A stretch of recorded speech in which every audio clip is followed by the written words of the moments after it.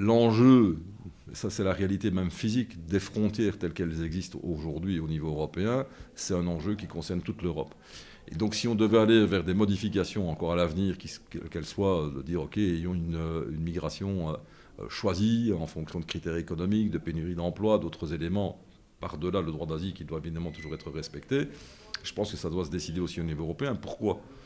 Parce que par définition, une personne qui arrive sur un territoire d'un pays européen qui fait partie de l'Union européenne, qui aurait acquis des droits en la matière, mais après, elle a la capacité, de par ses possibilités et le droit, de pouvoir circuler librement dans toute l'Union, enfin dans une partie, en tout cas, de l'Union européenne.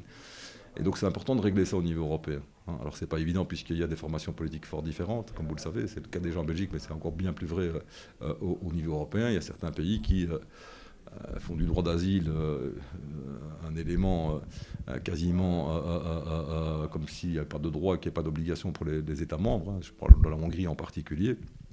Donc tout ça demande effectivement une coordination européenne. Je pense qu'il y a déjà un travail qui a été réalisé, mais ça doit aller beaucoup plus loin pour que l'intégration soit la plus forte possible. Et aussi pour que chacune et chacun, que ce soit dans notre pays, nos citoyens d'abord, puissent comprendre quelles sont finalement les règles qui ont été fixées, comment elles doivent être appliquées partout dans l'Union européenne, et comment des personnes qui souhaitent venir sur notre territoire puissent aussi connaître exactement les règles.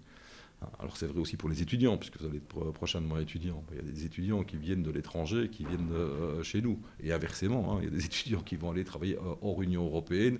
Je pense qu'il faut avoir aussi des conventions européennes entre l'Europe et toute une série de pays en la matière pour éviter des distorsions et des éléments qui seraient différents d'un étudiant qui vient sur le territoire européen par rapport à des étudiants européens qui iraient dans le même territoire. Donc, voilà, tous ces éléments-là, ça demande énormément de coordination, ça demande aussi, et je n'en doute pas, un tout petit peu de nuance dans ce qui est exprimé par les uns et par les autres. Merci en tout cas à vous et bonne continuation.